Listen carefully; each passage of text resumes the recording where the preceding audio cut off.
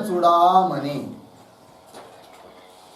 विवेक चूड़ामणि ग्रंथ में आज श्लोक नंबर है 206। ठीक है जी, श्लोक को पढ़ते हैं।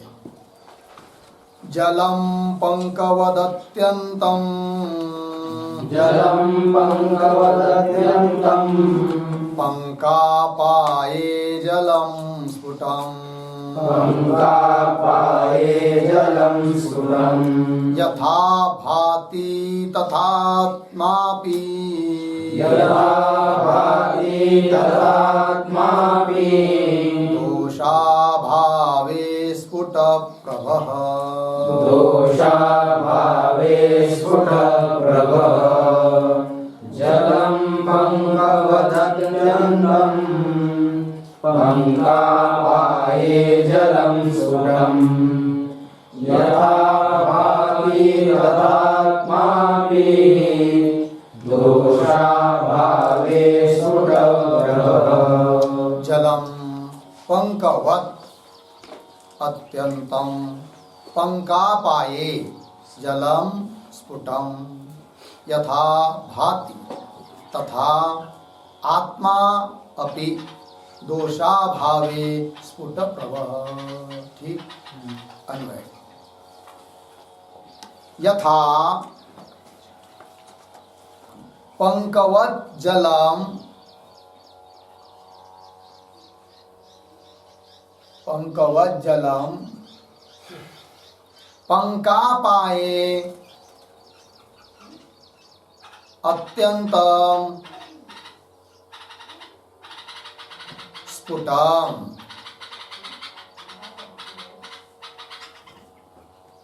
हो गया क्या? हुआ? अत्यंतम स्फुटम जलम। ठीक, नीचे जलम भाति तथा दोषाभावे आत्मा अपि स्फुट प्रभः। ठीक है, दोषाभावे आत्मा अपि स्फुट प्रभः। ठीक, चलिए। तो कहा था कि ये जो अज्ञान मूलक बंध है, उस बंध की निवृत्ति सम्यक ज्ञान से ही होती है। और वो सम्यक ज्ञान क्या है, यथार्थ ज्ञान क्या है? तो ब्रह्मात्मैकत्व विज्ञान, इसको सम्यक ज्ञान कहते हैं, ऐसे श्रुति भी बताती है। इस बात को कहा था श्लोक नंबर 204 में। अब वो सम्यक ज्ञान कैसा प्राप्त करें, इसके लिए उपाय बताया था 205 नंबर के श्लोक में कि आत्मा और अनात्मा इनका विवेक करेंगे तो सम्यक ज्ञान हो जाता है कि नहीं? इसीलिए हर एक मुमुक्षु को आत्मा और अनात्मा का विवेक करना चाहिए, इस बात को भी कहा था। अब विवेक करने से सम्यक ज्ञान कैसा होता है, इस बात को समझाने के लिए दृष्टांत दे रहे इस श्लोक में। दृष्टांत देकर स्पष्टीकरण कर रहे हैं। ठीक, तो क्या करे? यथा दृष्टांत, यथा जिस प्रकार से कि पंकवत जलम, पंकापाये अत्यंतम स्फुटम जलम भाति। उदाहरण दिया है, दृष्टांत दिया है कि समझ लीजिए जल लिया, पानी, और कैसा पानी कि जिसमें कीचड़ मिला हुआ है, मिट्टी मिली हुई है, या बरसात का पानी लीजिए जो मिट्टी में मिल जाता है। तो वो जो पानी है वो स्पष्ट पानी, स्वच्छ नहीं है वो, और पीने के लायक भी नहीं है। किंतु जब कुछ प्रक्रिया करके या आपसे आप थोड़ा स्थिर होने देंगे उसको, तो उसका जो पंख है कीचड़ वो नीचे चला जाता है, या उसको कुछ त्रुटि आदि उपाय करके कीचड़ को निकाल दिया, तो जल कैसा होता है जी? अत्यंत स्वच्छ होता है, स्पष्ट होता है और पीने लायक होता है, और उसको पीने से आनंद भी आता है। ठीक है, कीचड़ युक्त जल को पी नहीं सकते, न वो आनंद दे पाता है। हो गया, ये दृष्टांत देकर समझा रहे हैं। तो उस प्रकार जिस बुद्धि के द्वारा आत्मा का साक्षात्कार करना है, वो बुद्धि यदि दोष से युक्त रहेगी तो उसमें आत्मा होता हुआ भी उस आत्मा का स्पष्ट भान नहीं होता है। और बुद्धि शुद्ध हो गई, उनमें से जो कीचड़ है, उनमें जो कीचड़ है, दोष है, वो निकल जाते हैं, तब आत्मा क्या होता है जी, साक्षात्कार होता है, उसका स्पष्ट भान होता है। ये कह रहे यथा पंकवत जलम। पंकवत, पंकवत का मतलब क्या है, तब अर्थ लिखिए। पंकम अस्य अस्ति इति पंकवत। पंकम अस्य अस्ति इति पंकवत।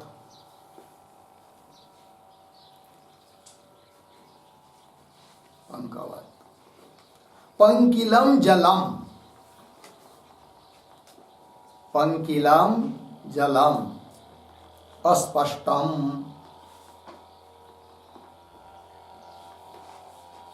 अस्पष्टम। विजातीयेन पार्थिवेन पंकेने, पंकेन विजातीयेन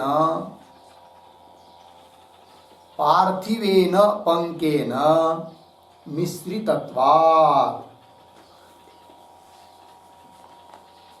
मिश्रितत्वात्।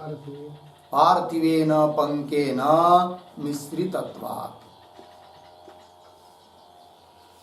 ठीक है, देखिए भाई, पंकम अस्य अस्ति पंकवत, जिसका पंख है, जिसमें पंख है, कीचड़ है, उसको बोलेंगे पंकवत। पंकिलम जलम।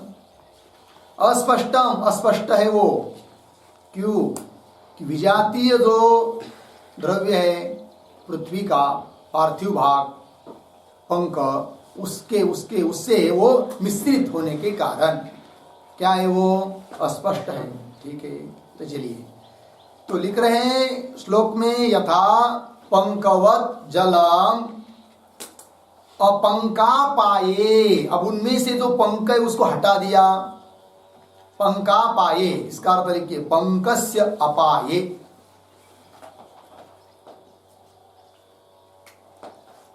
पंकस्य अपाये ततः उद्धृत्य,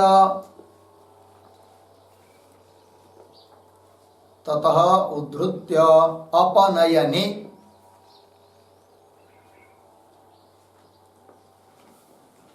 ततः उद्धृत्य अपनयने हो गया। अर्थ देखिए, पंकस्य अपाये, पंख हटाने पर, उसके तात्पर्य क्या, ततः उस जल से उठाकर पंख को अपनयने अलग कर दिया, तो क्या होगा फिर, पंकापाये अत्यंतम स्फुटम। स्फुटम मतलब कैसा जी, ये जल का विशेषण है। स्फुटम का अर्थ लिखिए इतरा मिश्रम शुद्धम। ठीक है,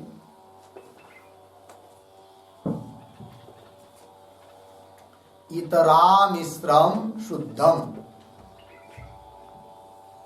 मतलब इतर अन्य द्रव्य से अमिश्रित, शुद्ध, स्पष्ट। ठीक है, चलिए, पंकापाये अत्यंतम स्फुटम जलम भाति, प्रतीत होता है, अनुभव में आता है, शुद्ध जल। हुआ कि नहीं, ये दृष्टांत हुआ। तथा दोषाभावे, दोष का अभाव हो जाने पर, आत्मा अपि, आत्मा शब्द का अर्थ लिखिए परमात्मा अपि,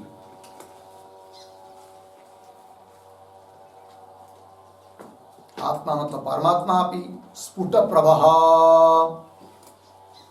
भाति इत्यर्थ।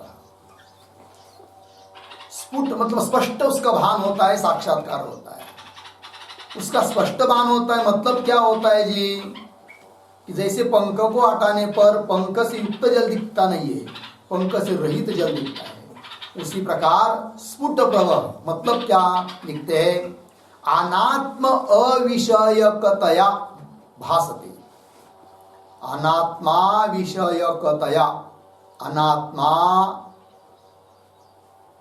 विषयकतया, अनात्मा अविषयकतया भासते। मतलब जो भान हो रहा है, फिर परमात्मा का जो भान होगा तो आत्मा को अनात्मा को विषय करता हुआ ऐसा भान नहीं होगा। ठीक है जी, क्या लिखा है, अनात्मा अविषयकतया। अब देखिए, अब इस समय में भी सबको उस परमात्मा का, आत्मा का भान तो हो ही रहा है, अहम देवदत्त, अहम सुखी, अहम दुखी, किंतु अनात्मा को लेकर आत्मा का भान हो रहा है, अनात्मा से मिश्रित आत्मा का भान हो रहा है। किंतु जब बुद्धि के दोष चले जाते हैं, अशुद्ध हो जाता है, आत्मा अनात्मा का विवेक हो जाता है, तब अनात्मा को अविषय करता हुआ केवल आत्मा का ही भान होता है। ये उसका तात्पर्य है। इसलिए उसको कह दिया स्फुट प्रभा। तो स्फुट प्रभा का विग्रह लिखिए, स्फुटा स्फुटा प्रभा, स्फुटा प्रभा बराबर प्रकृष्टा भा, भा प्रभा, भा बराबर प्रभा बराबर अखंड चैतन्य प्रकाश,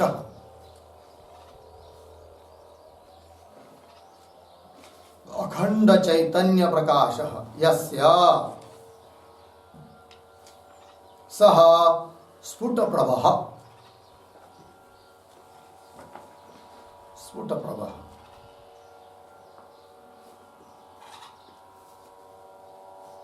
हो गया जी। देखिए भाई, स्फुटा प्रभा, प्रभा मतलब क्या? प्रकृष्टा भा, भा मतलब क्या? प्रभा, वही प्रकृष्टा भा प्रभा अर्थात कौन? भा मतलब कौन? अखंड चैतन्य प्रकाश, यही प्रभा है, यही भा है। ठीक है ना जी। तो है जिसकी सह स्फुट प्रभा, कौन? परमात्मा इस रूप से प्रतीत होता है, निर्मल जल की तरह। अनात्मा को अविषय करता हुआ केवल परमात्मा का भान होता है। ठीक है जी। कब? दोषाप पाए लगा। चलिए आगे, दोषा भावे, दोष का अभाव हो जाता है तब। ठीक है, आगे के श्लोक में चलते हैं। श्लोक नंबर 207 में जाएंगे। असंनिवृत्तौ तु सदात्मनः स्फुटम्, असंनिवृत्तौ तु सदात्मनः स्फुटम्, प्रतीतिरेतस्य भवेत् प्रतीचः, प्रतीतिरेतस्य भवेत् प्रतीचः, ततो निरासः करणीय एवा, ततो निरासः करणीय एवा, सदात्मनः साध्वमादिवस्तुनः, सदात्मनः साध्वमादिवस्तुनः, असंनिवृत्तौ तु सदात्मनः स्फुटम्, प्रतीतिरेतस्य भवेत् प्रतीचः, ततो निरासः करणीय एवा, सदात्मनः साध्वमादिवस्तुनः।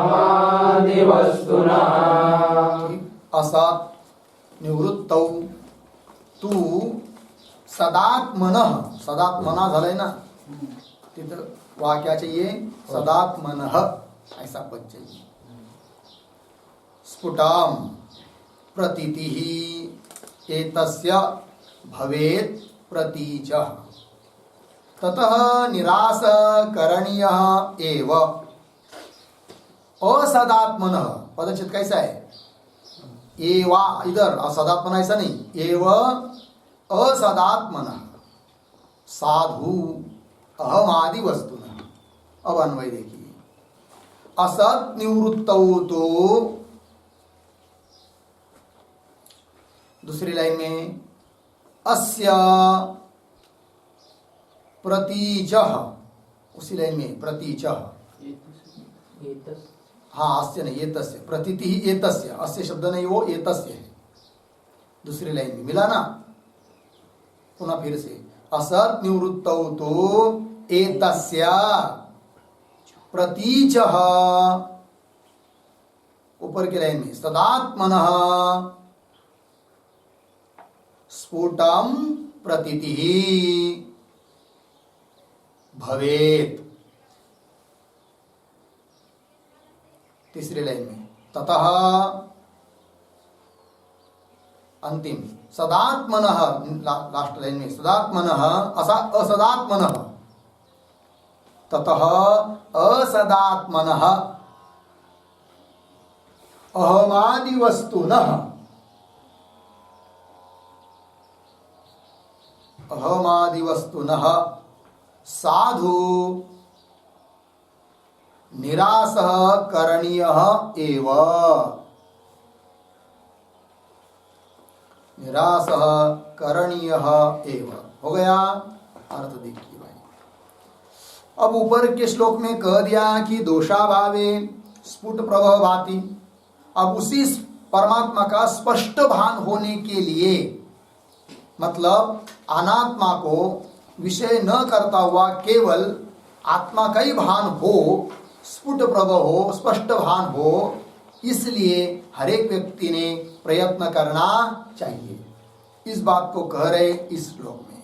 क्या कह रहे? असत निवृत्तौ, तो असत पदार्थ की जब निवृत्ति हो जाती है, हट जाते हैं, तो क्या होगा?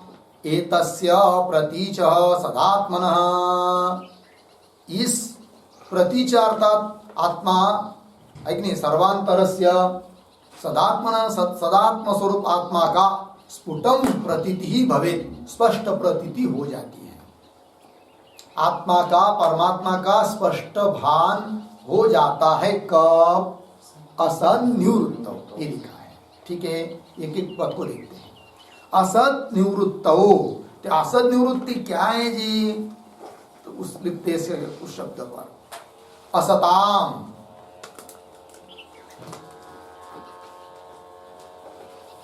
अन्नमयादीनाम,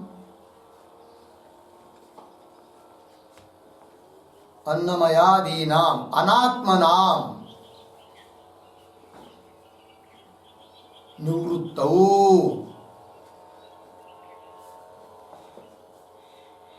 निवृत्तौ,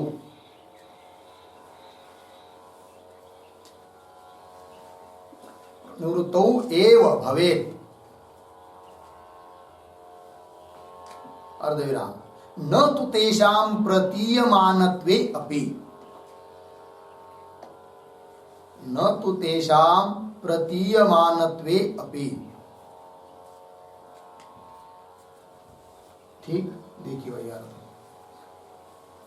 असन्निवृत्तो पद आया है और उसके आगे श्लोक में तू शब्द आया है। तू का अर्थ है एव, तू का अर्थ क्या है? एव अर्थ में तू आया है। तब अर्थ देखिए, अब असन्निवृत्तो, असताम, असत पदार्थ। कौन उदाहरण? अन्नमयादीनाम अनात्मनाम, अन्नमयादि, अन्नमय प्राणमयादि जो कोश है, जो कि अनात्मा है, उन सब की निवृत्तौ एव, निवृत्ति होने पर ही क्या भवेत्? क्या भवेत्? अंतिम स्फुटम प्रतीति ही भवेत्, स्पष्ट भान होगा। किसका जी? चैतन्य, आत्मा का, परमात्मा का, अपने स्वस्वरूप का, ब्रह्म का स्पष्ट रूप से, इदम इत्थम रूप से भान होगा। लेकिन कब? असत निवृत्तौ एव। असत पदार्थ कौन है? अन्नमयादि कोश, ये शरीरादि सब है कि नहीं, अनात्मा वर्ग, इनकी जब निवृत्ति होगी तभी आत्मा का भान होगा। आगे लिखा ना, न तु तेषां प्रतीयमानत्वेपि, ऐसा नहीं कि इनकी भी प्रतीति आ रही है, जगत के पदार्थों की, देहादि पदार्थों की, और आत्मा की भी प्रतीति आ जाए, ऐसा नहीं होगा। एक म्यान में एक समय एक ही तलवार रहती है, दो तलवार रह नहीं सकती। अंतकरण नाम बुद्धि तो एक ही है, उसमें एक तो राम रहेगा, नहीं तो काम रहेगा। जब राम है आता है तो काम नहीं रहता है, और काम मतलब वही जगत अनात्म वर्ग, और काम रहता है तो राम नहीं रह सकता है। लगा है कि नहीं? तो वही लिखा है असत निवृत्तो एव। बोलेंगे फिर असत पदार्थों की निवृत्ति करना मतलब क्या करना इनका, है कि नहीं? कैसे इसको तोड़ फोड़ करके मोड़ करके फेंक दे? आप फेंक सकते हैं क्या? नहीं फेंक सकते, है कि नहीं? भले आप शरीर का नाश कर पाएंगे स्वयं के, ये दुनिया का थोड़ी नाश कर सकते हैं। मतलब इसका नाश करना, इसकी निवृत्ति करना मतलब क्या? इसके बारे में मिथ्यात्व का निश्चय करना, यही इसकी निवृत्ति है कि नहीं? कल्पित पदार्थ को कल्पित समझना, यही उसकी निवृत्ति है। रज्जु के ऊपर प्रतीत होने वाले सर्प को सत्य समझेंगे तो डोरी का भान कभी हो ही नहीं सकता। और जब डोरी का भान हो जाता है तो सर्प को भूल से भी क्या सत्य समझ नहीं सकते। क्या ऐसा होगा क्या? रज्जु इदम बॅटरी लावली, बॅटरी आहे की नाही, प्रकाश कर दिया और ये रज्जु है, अरे क्या सर्प भी है क्या यहाँ पर? अभी अभी भाषा था ना रज्जु के ऊपर का सर्प, ऐसा व्यवहार का सर्प नहीं, ये दोनों भी है, ऐसा हो सकता है क्या? एक तो सर्प की बुद्धि है तो रज्जु की बुद्धि नहीं होगी, और जब रज्जु की बुद्धि होगी तो सर्प। लेकिन रज्जु की बुद्धि कब होगी? असत जो सर्प है उसकी निवृत्ति करेंगे तब। और सर्प की निवृत्ति करना मतलब क्या? उसको मिथ्या रूप से जानना कि मिथ्या है करके, कल्पित है करके, है नहीं, दिख रहा है केवल। उसी प्रकार दृश्यमान जो जगत आदि पदार्थ अनात्म वर्ग है ना, ये केवल दिख रहा है, वस्तुता कुछ है नहीं। है कौन? आत्मा ही है। कौन है? बस मैं हूं, मेरे अलावा और कुछ है नहीं है। दिखता है, लेकिन दिखता है मतलब सत्य नहीं हो सकता जी। स्वप्न पड़ता है कि नहीं सबको? स्वप्न में बहुत सारे पदार्थ जब स्वप्न में हम लोग देखते हैं तो कैसा लगता है? बहुत सत्य लगता है, और सब लगते हैं कि इधर कोई पहाड़ है, नदी बह रही है, पेड़ है, उधर व्याघ्र आ रहा है, वो बकरी को खा रहा है, अब मैं दौड़ रहा हूँ, दौड़ते दौड़ते गिर गया हूँ, सब दिखता है। कहा? स्वप्न में। लेकिन वो सच कुछ है नहीं, दिखने भर के लिए है। जागृत में आते अरे कुछ नहीं है, कहा था मैं, है कि नहीं? उस प्रकार ये सब दुनिया, ये सब क्या है जी? स्वप्न ही है।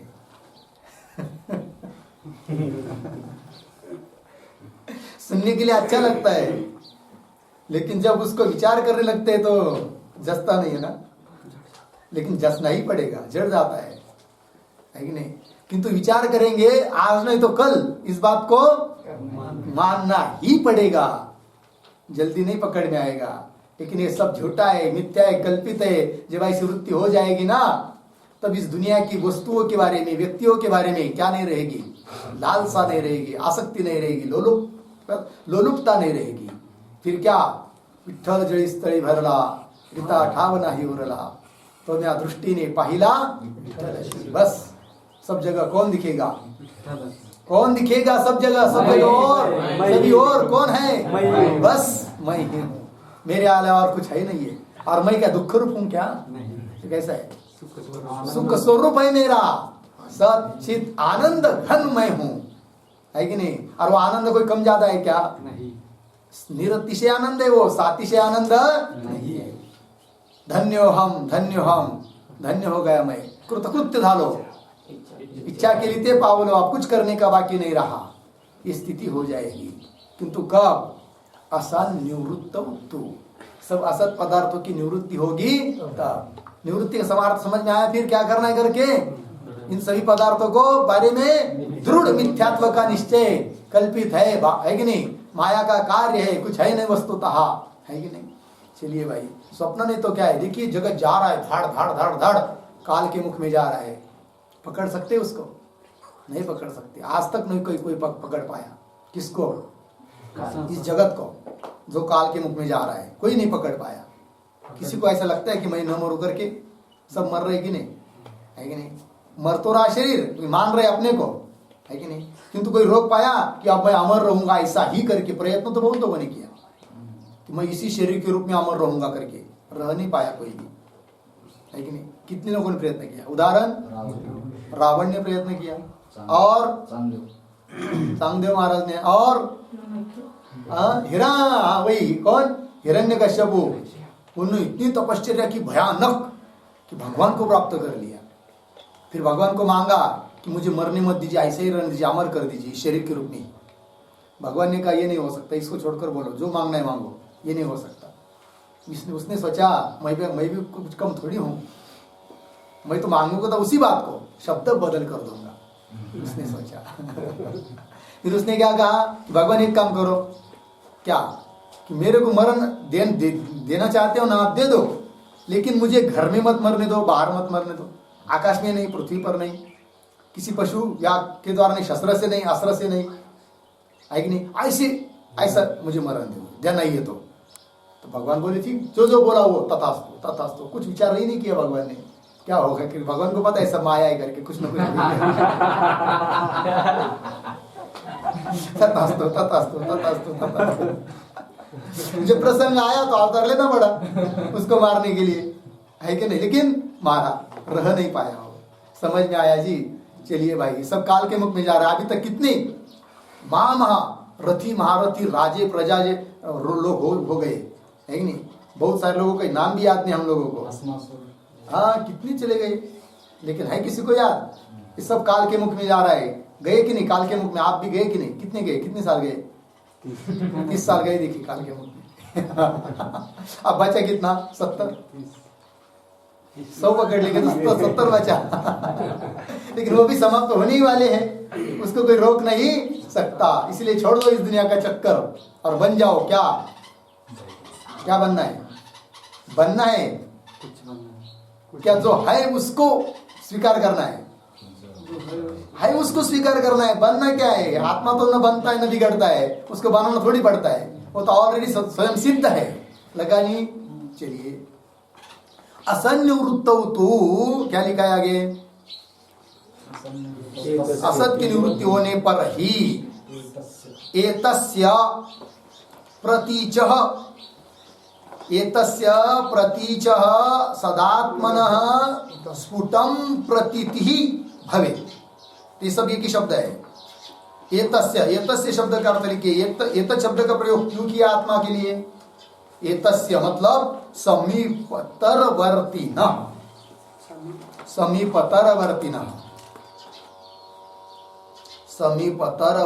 अत्यंत समीप है आत्मा, इसलिए एतस्य शब्द का प्रयोग कर दिया। समीप कहना भी उसके लिए गलती है। समीप उसको कहते जो अपने से भिन्न हो, जो अपना ही स्वरूप है, उसके लिए क्या समीप कहना, किंतु बताने के लिए कह दिया एतस्य। कौन? प्रतीचः। प्रतीचः शब्द का अर्थ है सर्वांतरस्य, प्रत्येगात्मा, जो कि सबका अंतरात्मा है, चैतन्य।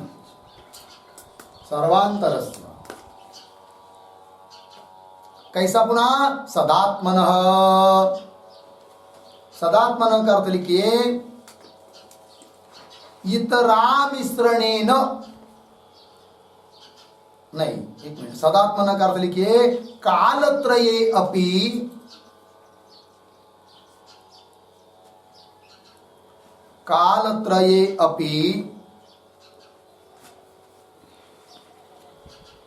अबाध्यस्य आत्मनः,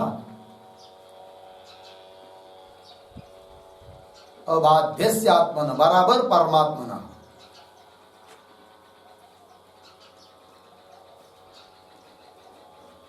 ठीक है? सदात्मनः सत्स्वरूप आत्मा, मतलब क्या? कालत्रय अपि अबाध्यस्य आत्मनः, जिसका तीनों काल में बाध नहीं होता है, ऐसा अबाधित स्वरूप आत्मा, उसके लिए कह दिया सदात्मनः। स्फुटम प्रतीतिः। स्फुटम शब्द का अर्थ है इतरामिश्रणेन भानम।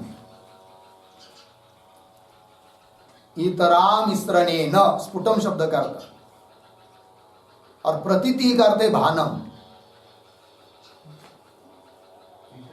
स्फुटम शब्द का अर्थ है इतरामिश्रणेन, इतरामिश्रणेन, और प्रतीति का अर्थ है भानम, भवेत्, हो गया। लग गया अर्थ? अब देखिए भाई, असन्निवृत्तौ तो एतस्य, यह जो सर्वांतर है, सभी के अंदर है, आत्मा साक्षी, जो कि सदात्मा है, परमात्मा है, जिसका तीनों काल में बाध नहीं होता है, ऐसा जो आत्मा परमात्मा, उसका स्फुटम, इतर अनात्मा पदार्थ के साथ मिश्रण नहीं, ऐसा शुद्ध रूप से उसका भान होता है, प्रतीति होती है, भवेत्। लेकिन कब? आसान। ठीक है, आगे चलिए। उसके बाद आगे नहीं, ततः आया ना? ततः शब्द का अर्थ लिखिए तस्मात् कारणात्।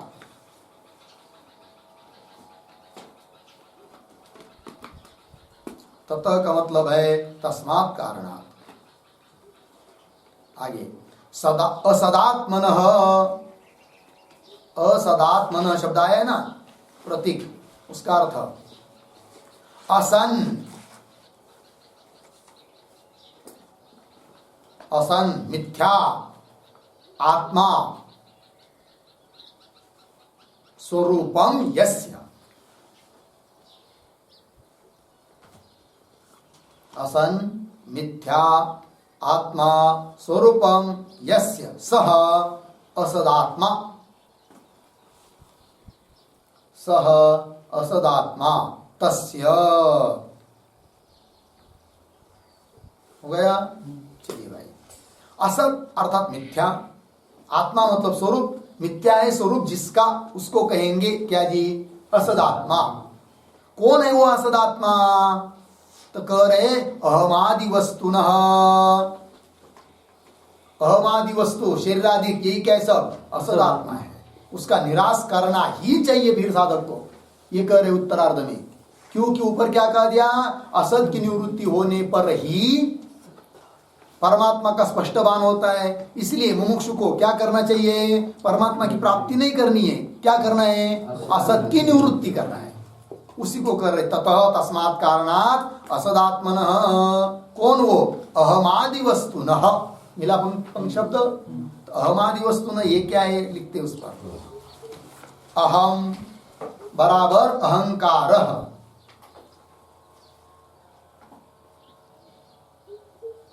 अहम बराबर अहंकार, आदि यस्य, आदि यस्य तत् अहमादि, तत् अहमादि, तच्च तद्वस्तु, तच्च तद्वस्तु, अहमादि वस्तु,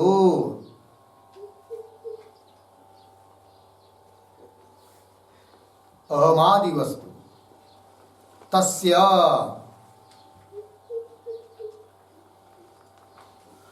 कौंस में लिखिए अहंकारादि देहांतस्य,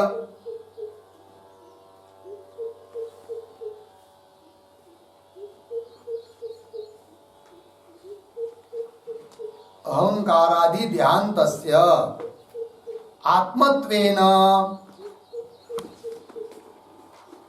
आत्मत्वेन भ्रम विषयतया, भ्रम विषयतया स्वरूपावरकस्य, स्वरूपावरकस्य कंस बंद। ठीक, देखिए भाई साहब, अहमादि वस्तु न, कौन है वो अहमादि वस्तु? अहम, अहम का मतलब है अहंकार, आदि ही यस्य, अहंकार है आदि में, आरंभ में जिसके, उसको कहेंगे अहमादि। और तत् तद वस्तु अर्थात अहंकार आदि का ही वस्तु है कि नहीं, तो उसको कहेंगे अहमादि वस्तु तस्य। तो कौन है वो? अहंकारादि देहांतस्य, अहंकार से लेकर देह तक, थोड़े में कहना हो तो यावत अनात्म वर्ग, ये सब क्या है? अहंकार आदि वस्तु अनात्मा है, ठीक है जी, असदात्मा है कि नहीं? अहंकार आदि देहांतस्य, इसका निराश क्यों करना पड़ता है भाई? तो आत्मत्वेन भ्रम विषयतया स्वरूप आवरकस्य, स्वरूप का आवरण करते हो, भ्रम में डाल देते हैं, क्योंकि आत्मा रूप से उसकी प्रतीति होती है सबको, किसकी? अहंकार आदि को की, बुद्धि की, मन की, देह की, है कि नहीं? सब लोग तो इसको लेकर नहीं तुम बोलते हैं ना अहम अहम करके, तो भ्रम में डालने वाले हैं। स्वरूप वास्तविक अपना जो स्वरूप है उसका आवरक है, वो उसका ज्ञान होने देते नहीं है, इसलिए उसका निराश करना अत्यावश्यक कहा है। ठीक है जी, हो गया। तो क्या अर्थ हुआ फिर? हो गया ना ये सब? अहमादि वस्तुनः, कौन है वो? असदात्मनः अहमादि वस्तुनः, उन सभी अहमादि वस्तुओं का क्या करे? निराश करणीय। उसके लिए और एक शब्द आया है बीच में, साधु निराश करणीय एवं। साधु, साधु निराश, साधु निराश क्या होता है जी? साधु मतलब कोई साधु महात्मा, ये नहीं अर्थ करना है। साधु मतलब सम्यक रूप से अच्छी तरह से उसका क्या करना है? निराश, अच्छी तरह से निराश करना है। बढ़िया से निराश करना है मतलब क्या भाई, है कि नहीं? तो लिखते हैं जब साधु बराबर यथा इतः परम, इतः परम अहंतास्पदतया,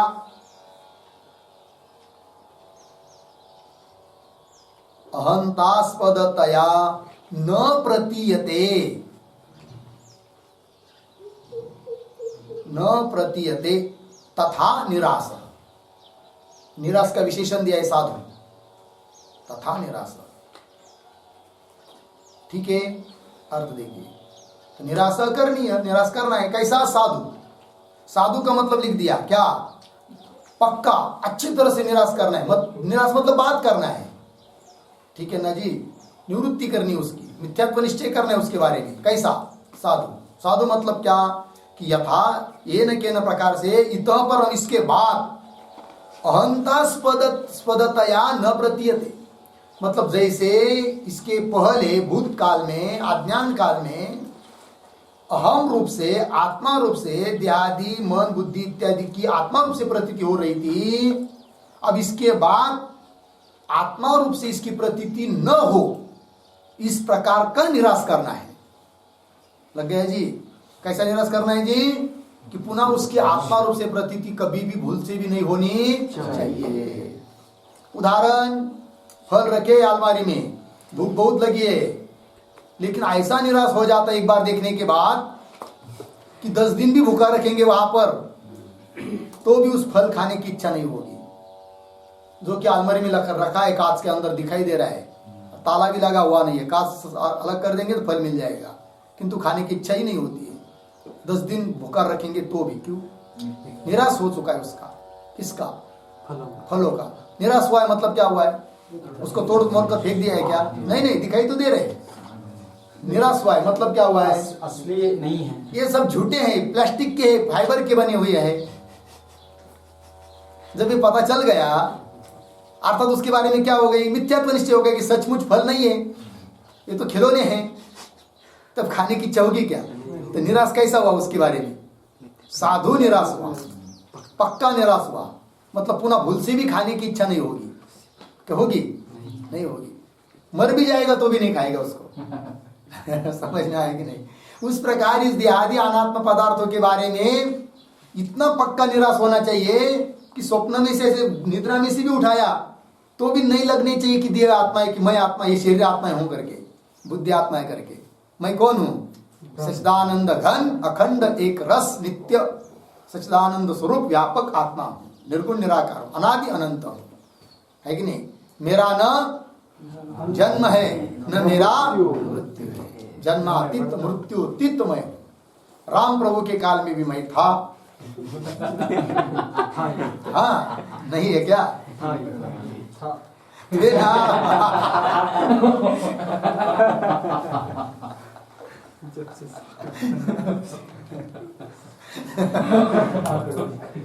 राम प्रभु के काल में हो गया ना जी। ये भी और कहीं का लोकल दृष्टांत नहीं लिया हमने, जिसके कारण आप हंस रहे। समझ में आया ना? तो वो तो फिर राम के काल में ही थोड़ी थी। जो क्या था वो, रजनीकांत था, उसके काल में भी थे ना। बहुत प्राचीन काल के भाई। चलिए, तो विचार करना है इस बात पर कि राम प्रभु उस समय में भी मैं था, उसके पहले भी मैं था, उसके बाद भी मैं था, कृष्ण भगवान के काल में भी मैं था, अभी भी हूं और भविष्य में भी रहूंगा। न मेरे, क्योंकि नाश ही नहीं है ना, उत्पत्ति नहीं और नाश भी नहीं है, जो कि तू वैसा कि वैसा बना रहा है कि नहीं? बना है वैसा कि वैसा ही है, उसकी उत्पत्ति बिगाड़ कुछ होता नहीं है। बारिश आई तो भी उसके लिए कोई फर्क नहीं पड़ता है, दुष्काल अकाल आ गया तो उसके लिए कोई फर्क नहीं पड़ता है कि नहीं? जी रहा है शरीर तो भी उसके लिए मतलब अपने लिए, आत्मा के लिए, स्वयं के लिए कोई फर्क नहीं है। और समझ लीजिए कोरोना होकर शरीर मर गया उधर ही जला दिया, उसको देखने भी नहीं दिया किसी ने, तो भी मेरे लिए कोई फर्क पड़ता, क्योंकि मैं जो का त्यों हूं। लगा जी? चलिए आगे इसका निश्चय करेंगे, इसका विचार करेंगे ना तो आनंद आएगा। स्वस्वरूप में स्थिति होना ही मुक्ति है, ठीक है ना। मोक्ष कोई बहुत दूर कोई ढूंढने के लिए या उसके लिए कोई बहुत तपश्चर्या करना पड़ता है, कर्मकांड पड़ता है, कोई उपासना बहुत ज्यादा कुछ करना पड़ता है, ऐसा कुछ नहीं है। वो तो अपने घर की बात है। लेकिन आश्चर्य इस बात का है कि जो अपना है उसको प्राप्त करने के लिए, उसको उसका साक्षात्कार करने के लिए हम प्रयास नहीं करते हैं, और जो अपना नहीं है उसको प्राप्त करने के लिए रात दिन मेहनत कर रहे हैं। कितना आश्चर्य जी। जैसे उदाहरण धन या कोई भी पराई वस्तु, गाड़ी, धन, प्रतिष्ठा, पत्नी, बच्चे, ये सब अपने हैं क्या? नहीं यार, अपने पास रहेंगे क्या? नहीं है। ना अपने हैं ना अपने पास रहेंगे, तो उसके लिए आदमी क्या कर रहा है? रात दिन कष्ट कर रहा है, प्रयास कर रहा है। और जो वास्तव में अपना है उसके लिए कुछ प्रयत्न नहीं कर रहा है, और चाहता क्या है कि मुझे निरतिशय सुख की प्राप्ति हो जाए। और जिसके कारण निरतिशय सुख की प्राप्ति क्या, जो थोड़ा बहुत अपने प्रारब्ध से मिल रहा है वो भी वो भी नहीं मिल पाता है इन बाहर के चक्करों में। किसके चक्कर में? संसार के चक्कर में, धन के चक्कर में। जो अपना नहीं उसके पाने के लिए प्रयास करते रहेंगे तो अपना भी छूट जाता है। और जो अपना वास्तव है, स्वयं स्वरूप स्वतः सिद्ध है, उसको पाने के लिए इन बाहर की किसी चीज की जरूरत नहीं है। परमार्थ के लिए कोई धन नहीं चाहिए, समझ में आया ना? और कुछ भी नहीं चाहिए, कुछ भी नहीं हो, आंख पर कपड़ा भी नहीं हो, तो भी परमार्थ स्वयं सिद्ध है। लगा जी? चलिए भाई, क्या लिखा है यहां पर? ततः अमादि वस्तुनः सदात्मनः अमादि वस्तुनः साधु, साधु शब्द समझ में आया? निरासः करणीयः, निराश करना। इसका निराश शब्द का अर्थ होता है वैसा बात। कैसा बात करना है, बात का आकार स्वरूप क्या होगा, उसको भी लिखते हैं। प्रतिकोशम, प्रतिकोशम न अयम आत्मा,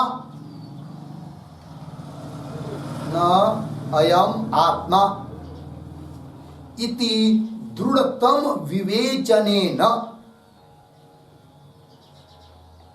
इति दृढ़तम विवेचनेन निरासः बराबर बाधः करणीयः एव।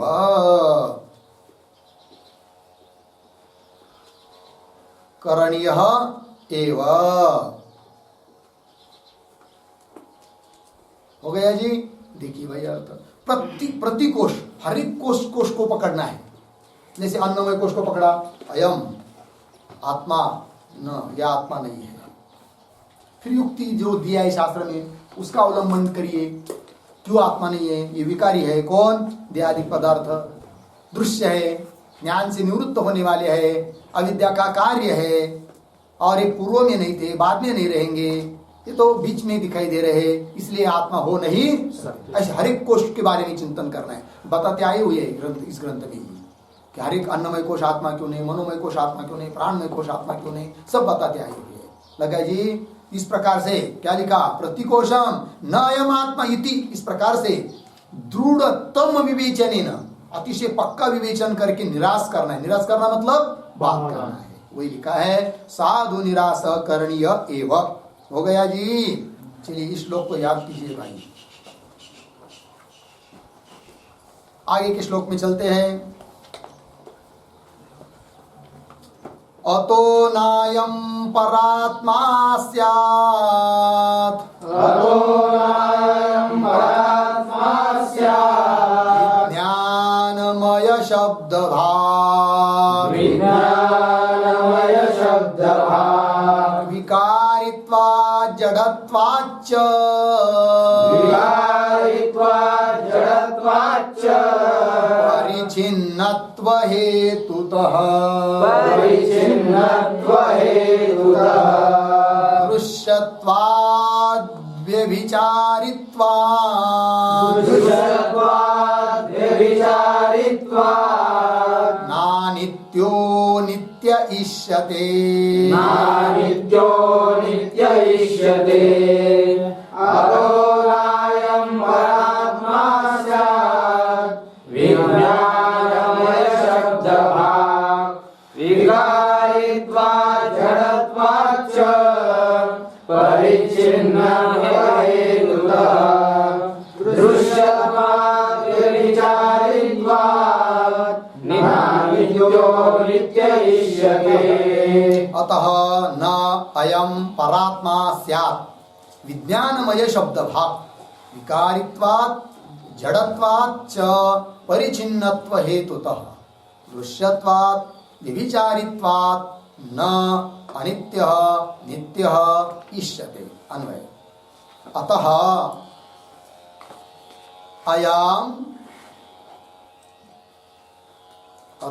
अयम विज्ञानमय शब्द भाग परात्मा न स्यात्। हो गया नीचे विकारित्वात् जड़त्वात् च परिचिन्नत्व हेतुतः दृश्यत्वात् व्यभिचारित्वात् आगे नित्यः अनित्यः न इष्यते।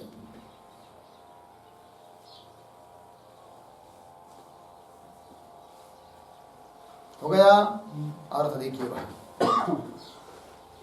तो अब कह रहे हैं कि अभी तक विज्ञानमय कोश के बारे में विचार बताया। अब विज्ञानमय कोश आत्मा नहीं है, इस बात का स्पष्टीकरण कर रहे हैं कि विज्ञानमय कोश भी क्या है जी, अनात्मा ही है।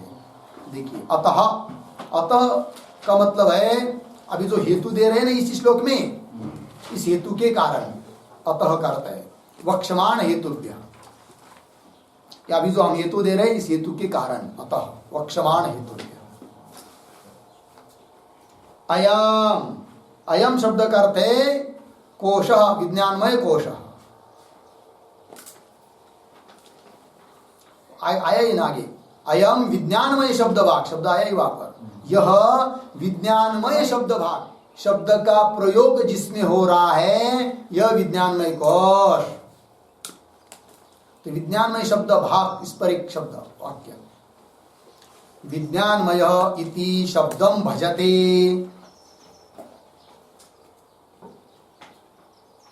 विज्ञानमय इति शब्दम भजते इति विज्ञानमय शब्द भाग।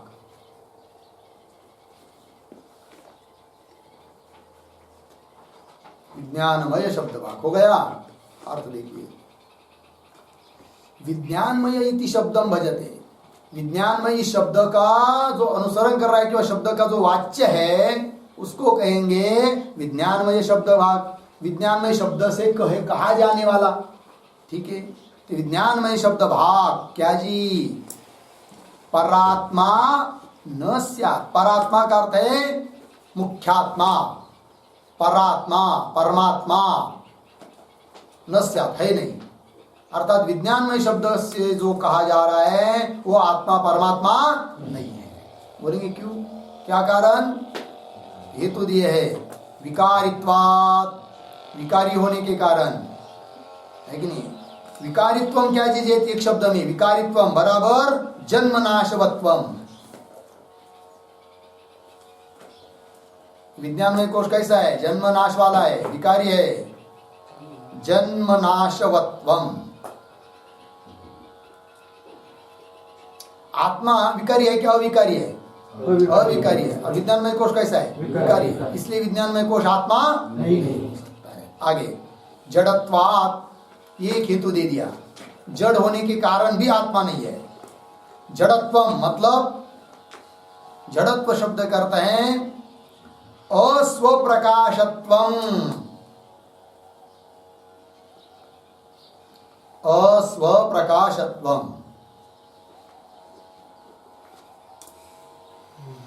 ठीक है। आत्मा कैसा है, स्वयं प्रकाश है, और ये कैसा है, स्वयं प्रकाश है, इसलिए भी क्या नहीं हो सकता, विज्ञानमय कोश आत्मा नहीं हो सकता। और हेतु दिया है आगे, परिचिन्नत्व हेतुतः, परिचिन्नत्वम बराबर एक शब्द में असर्वगतत्वम, असर्वगतत्वम,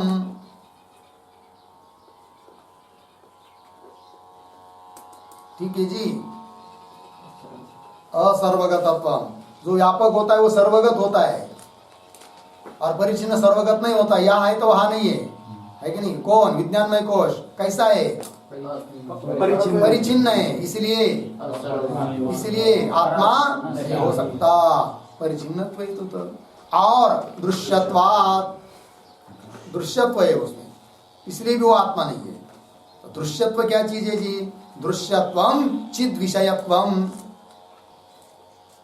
ज्ञान का विषय है वो, और जो ज्ञान का विषय होता है वो आत्मा कभी नहीं हो सकता, क्योंकि आत्मा कभी किसी ज्ञान का विषय नहीं होता है, क्योंकि वो स्वयं ज्ञान स्वरूप है। कौन? मैं। हाँ, आत्मा क्यों बोलते फिर? ज्ञान स्वरूप है। कौन बोला? तो आत्मा नहीं बोलना चाहिए क्या? मैं ज्ञान स्वरूप हूं, नहीं है क्या? पक्का निश्चय नहीं हुआ अभी, तब होगा जब देह का निराश करेंगे, है कि नहीं। देहादि अनात्म पदार्थों का पहले क्या बताया है? निराश करने के लिए, बात करने के लिए कहा है, और वो इतना सरलता से एक दिन में नहीं होगा, होगा ही नहीं, असंभव है, ऐसी बात भी नहीं है। उसको रोज रोज रोज रोज कम से कम 6 घंटा उधर जाना पड़ेगा उस तलब के बगैर। कहा?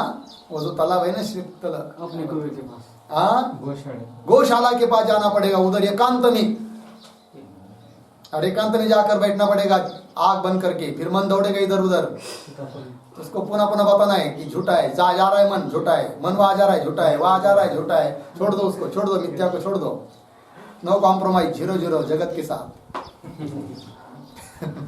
जगत के साथ कोई कॉम्प्रोमाइज नहीं करना है, नो कॉम्प्रोमाइज। जगत क्या है जी हमारी दृष्टि से? 0 है ही नहीं। समझ में आया जी? कौन है फिर? मैं। छोड़, दुनियादारी छोड़ दो भाई, ये कहा है, सबके लिए कहा है। और जब तक इस दुनिया को नहीं छोड़ेंगे ना, तब तक परमात्मा हाथ को लगेगा ही नहीं। सभी संतों ने यही बात बताया है, जो न देखिया जना तया दावी अपना। परमात्मा अपने को दिखाता है, किंतु किसको? जो या जना न देखी, जो इस दुनिया को नहीं देख रहा है उसको परमात्मा दिखाई देता है, नहीं? इसीलिए कहा है क्या? सर्व मिथ्या हे जानू न शरण ऋगा देवासी। किसको? किसको मिथ्या जानना है? धन धारा पुत्र जन बंधु सोये रे विष्णु न, सर्व मिथ्या हे जानू न शरण ऋगा देवासी, है कि नहीं? चलिए जाने दो। क्या कहा दिया? दृश्यत्व। आगे क्या है? व्यभिचारित्व। व्यभिचारित्व मतलब क्या? व्यभिचारित्व का अर्थ लिखिए, अभाव प्रतियोगित्व। जो चीज अभाव का प्रतियोगी होता है वो व्यभिचारी होती है। अभाव प्रतियोगित्वम व्यभिचारित्वम। देखिए, घट अभाव का प्रतियोगी है कि नहीं? कोई अभाव लीजिए, है कि नहीं? जैसे घट का अभाव है, यहाँ अभाव का प्रतियोगी कौन हुआ? घट। जिसका अभाव वो अभाव का प्रतियोगी। इसका मतलब यहाँ घट का अभाव है, अर्थात घट नहीं है, वो कई एक जगह है। इसका मतलब ये विचारी है। कोई भी चीज एक जगह रहती है, एक जगह नहीं रहती है, तो एक काल में रहती है, एक काल में नहीं रहती है, तो उसको क्या बोलते हैं? व्यभिचारी। ये विचारी कौन है फिर? जगह विज्ञान है। अभी बोलने वाला था मैं।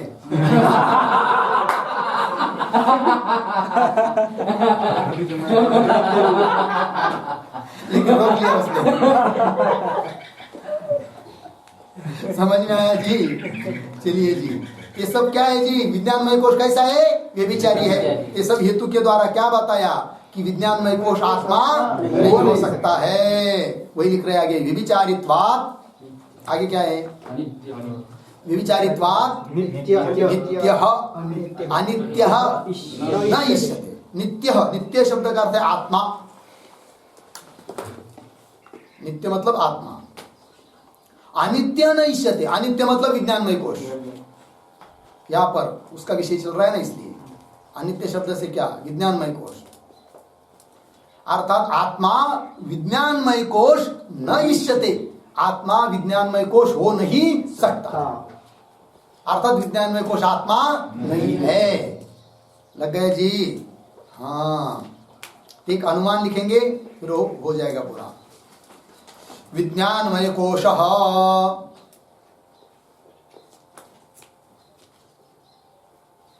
विज्ञानमय कोशः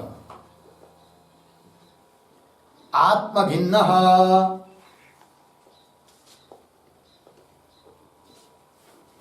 आत्मभिन्नः कौंस में लिखिए अनात्मा, कौंस बंद। आगे हेतु लिखिए विकारित्वात् जड़त्वात्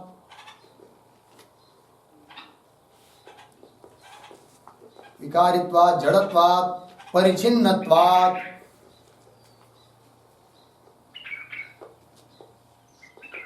दृश्यत्वात्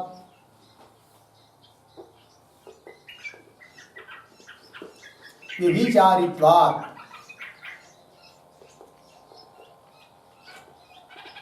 व्यभिचारित्वात् स्थूल देहवत्।